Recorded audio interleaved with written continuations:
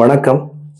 நெறைய பேர் சார் நீங்க எப்படி ஜாதகம் பார்ப்பீங்க? அந்த மாதிரி கேட்பாங்க. எதுக்குன்னா, உண்மையான ஜோதிடர் யாருன்னு கண்டுபிடிக்கிறது ரொம்ப கஷ்டம். இப்ப அது கண்டுபிடிக்கிறது எப்படின்னா, இப்ப நீங்க ஒரு ஜாதகம் குடுப்பீங்க. இங்க லக்னம்னு ஒரு இருக்கு. அது இந்த லக்னம் கண்டுபிடிக்கிறது ரொம்ப கஷ்டம். எப்படின்னா, நம்ம பர்த் டைம் சரியா இல்லைன்னா லக்னம் சேஞ்ச் ஆயிடும். ராசி ஒரே ராசியில நெறைய பேர் பொறந்திருப்பாங்க. அது சரியாகாது. ஆனா லக்னம் கரெக்ட்டா இருக்கணும். அதுக்கு பர்த் டைம் ரெக்டிஃபிகேஷன்னு சொல்லுவாங்க. நீங்க குடுத்திருக்கிற டைம் வச்சு உங்க ஜாதகம் சொல்லக்கூடாது. அங்க இருக்கிற அந்த பர்த் டைம் சேஞ்ச் பண்ணி பார்க்கணும். பாஸ்ட்ல நடந்திருக்கிற ஈவெண்ட்ஸை சொல்லி அது மேட்ச் பண்ணணும். ஸோ இந்த மாதிரி பார்த்து தான் நாம ஜாதகத்தை ப்ரெடிக்ஷன்ஸ் கொடுக்கணும். சரிங்களா? நெறைய பேர் நெறைய அஸ்ட்ராலஜர்ஸ் அவருக்கு இது தெரியாது. அவர் இது பண்ண மாட்டாங்க. ரொம்ப சீக்கிரமா எத்தனை பேரோட ஜாதகம் கொடுத்தாலும் கூட அவர் 5 மினிட்ஸ்ல 10 மினிட்ஸ்ல சொல்லிடுவாங்க. அது நீங்க நம்பக்கூடாது. ஒரு ஹாரோஸ்கோப் மேல நம்ம ஒர்க் பண்ணணும். ரொம்ப இம்பார்ட்டன்ட்.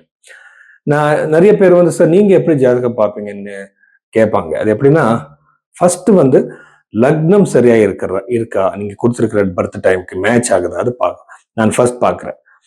செகண்ட் அங்க இருக்கிற ராசியிலிருந்து பாத லக்னம், உபபாத லக்னம், அதுக்கப்புறம் சந்திர லக்னம், சூரியன் எல்லா இடத்துல இருந்து நான் ஒரு ப்ரெடிக்ஷனுக்காக நான் பார்க்குறேன்.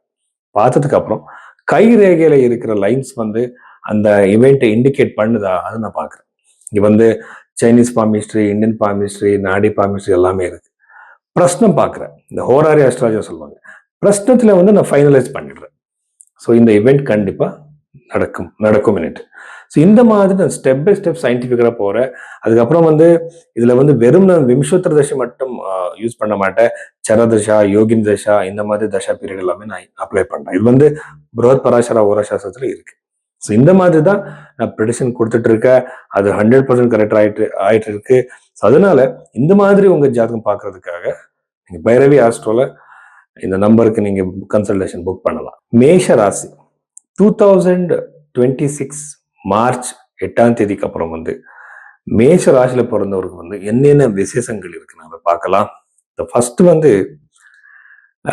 நிறைய பேர் இந்த ப்ராப்பர்ட்டி வாங்குறதுக்காக, வீடு வாங்குறதுக்காக நீங்க ட்ரை பண்ணிட்டு இருக்கீங்க. ஆனா அது நடக்கல. ஆனா இப்போ அந்த டைம் வந்திருக்கு.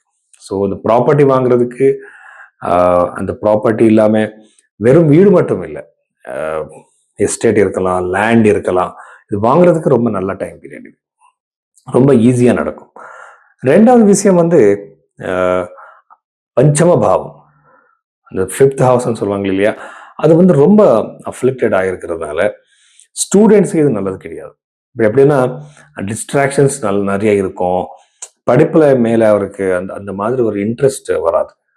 கொஞ்சம் நீங்க ஜாகிரதையா இருங்க. சரஸ்வதி மந்திரம் ஜபம் பண்ணுங்க. 5th ஹவுஸ் இந்த குழந்தைகளுக்கு இந்த ப்ரொஜெனி சந்தானத்துக்காக தான் இது பார்ப்பாங்க. அங்கேயும் கூட ரொம்ப லேட் ஆகிற சான்சஸ் இருக்கு. ப்ரொஜெனி பிரெக்னன்சி டிலே ஆகிற சான்சஸ் இருக்கு. இன்னொரு விஷயம் என்னன்னா, சாடை சாத்தி பத்தி நிறைய பேர் பயப்படுத்துறாங்க. எப்படின்னா அது அப்படி நடக்கும், இப்படி நடக்கும். அந்த மாதிரி ஒன்றும் இல்லை. உங்க சாடை சாத்தி உங்களுக்கு எஃபெக்டிவா இருக்கணும்னா ஃபர்ஸ்ட் பின்னாஷ்டக வர்க்கத்துல அந்த சாட்டர்னுக்கு, அந்த சனி கிரகத்துக்கு கம்மி பாயிண்ட்ஸ் இருக்கணும். சாட்டர்ன் சனி கிரகம் உங்களுக்கு அவயோகி ஆயிருக்கணும். சாட்டர்ன் சனி தசை நடக்கணும். நிறைய பேராமீட்டர்ஸ் இருக்கு. இதெல்லாம் இல்லாம வெறும் உங்க ஒரு கிரகத்தோட ஒரு டிரான்சிட் வச்சுட்டு நாம சும்மா அப்படி பயப்படக்கூடாது. ஒரு தடவை உங்களுக்கு ஒருவேளை உங்களுக்கு பயம் இருந்தா நீங்க அனுமான் சாலிசா ரெகுலரா பண்ணலாம். அது பண்றதுக்கு அப்புறம் இது ரொம்ப எஃபெக்ட் கம்மியாயிடும், நெகட்டிவ் எஃபெக்ட். ஸோ இதுக்கப்புறம் கரியர் ரிலேட்டட் இஷ்யூஸ் கண்டிப்பா இருக்கு இந்த டைம் பீரியட்ல. இருக்குன்னா தசம பாவத்தோட லார்ட் சனி பகவான் 12th ஹவுஸ்ல இருக்கிறது நிறைய பேருக்கு ஜாப் சேஞ்சஸ் ஆகிற சான்சஸ், பிளேஸ் சேஞ்சஸ் ஆகிற சான்சஸ், ஒரு பொசிஷனே சேஞ்ச் ஆகிற சான்சஸ் அதிகமாக இருக்கு. ஆனா வெளிநாட்டுல யார் யார் ட்ரை பண்ணிட்டு இருக்கீங்க, இப்ப நீங்க வெளிநாட்டுக்கு போறதுக்காக ட்ரை பண்ணிட்டு இருக்கீங்க, இல்லைன்னா ஒரு நாட்டுல இருந்து ஒரு ஃபாரின் கண்ட்ரில இருந்து இன்னொரு ஃபாரின் கண்ட்ரி போகிறதுக்காக ட்ரை பண்ணிட்டு இருப்பீங்க. அங்கே கூட உங்களுக்கு ஒரு நல்ல வாய்ப்பு உங்களுக்கு கிடைக்கிற சான்சஸ் இருக்கு.